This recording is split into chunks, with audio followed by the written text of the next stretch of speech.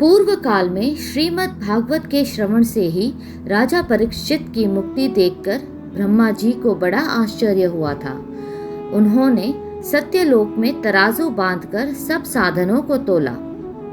अन्य सभी साधन तौल में बड़े हल्के पड़ गए। अपने महत्व के कारण भागवत ही सबसे भारी रहा।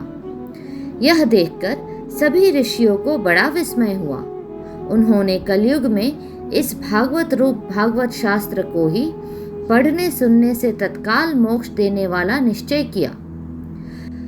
सप्ताह विधि से श्रवण करने पर यह निश्चय भक्ति प्रदान करता है। पूर्व काल में इसे दयापरायण सनकादि ने देवर्षि नारद को सुनाया था। यद्यपि देवर्षि ने पहले ब्रह्मा जी के मुख से इसे श्रवण कर लिया था, तथापि सप्ताह श्रवण की विधि तो उन्हें सनकादि ने ही बताई थी।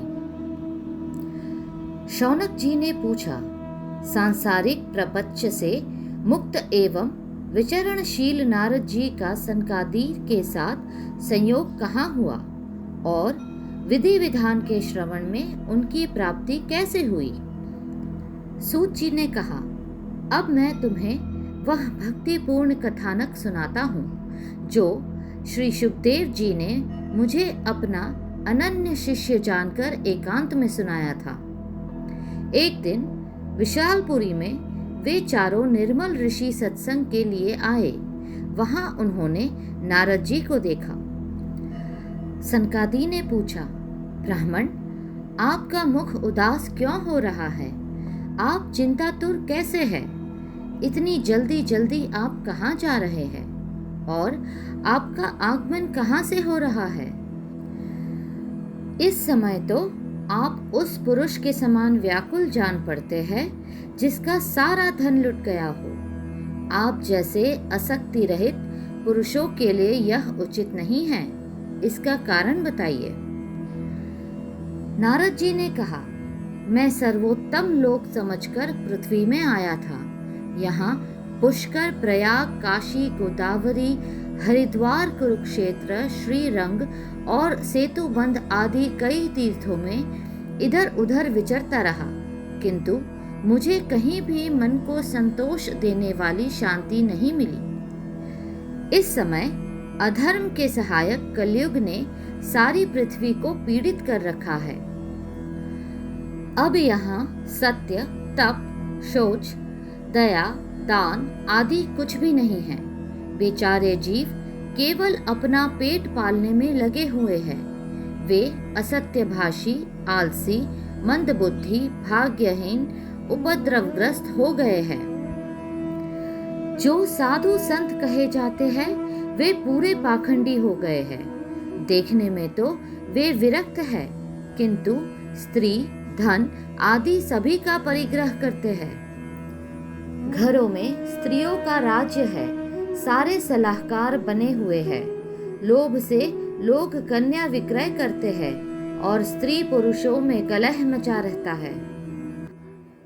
महात्माओं के आश्रम, तीर्थ और नदियों पर यवनों का अधिकार हो गया है। उन दुष्टों ने बहुत से देवालय भी नष्ट कर दिए हैं। इस समय यहाँ न कोई योगी है, न सिद्ध है, न ज्ञानी है और न सत्कर्म करने वाला ही है। सारे साधन इस समय कली रूप दावानल से जलकर भस्म हो गए हैं। इस कलयुग में सभी देशवासी बाजारों में अन्न बेचने लगे हैं।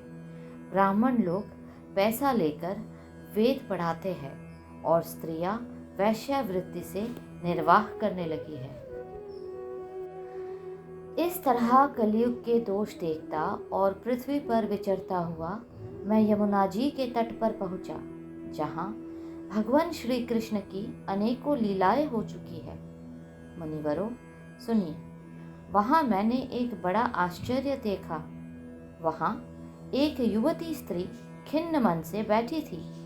उसके पास दो वृद्ध पुरुष अचेत अवस्था में पड़े जोर जोर से सांस ले रहे थे।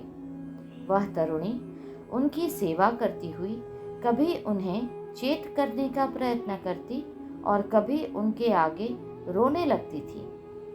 वह अपने शरीर की रक्षक परमात्मा को दसों दिशाओं में देख रही थी।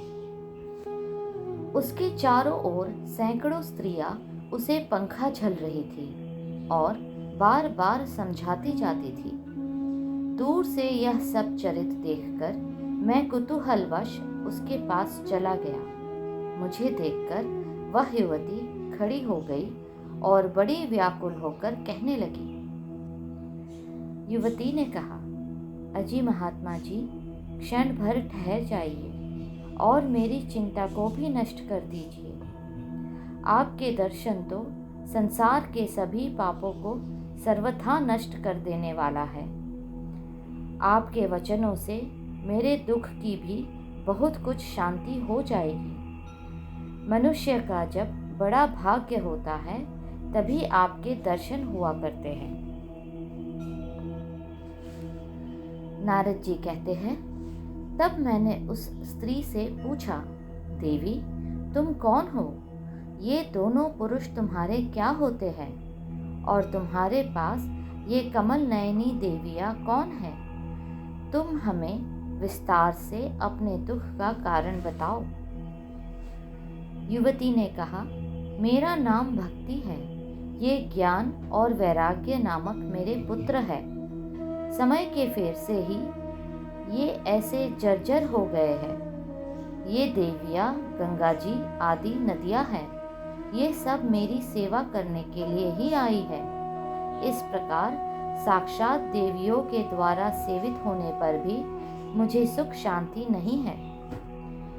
मैं द्रविड़ देश में उत्पन्न हुई, कर्नाटक में बढ़ी, कहीं कहीं महाराष्ट्र में सम्मानित हुई, किंतु गुजरात में मुझको बुढ़ापे ने आ घेरा।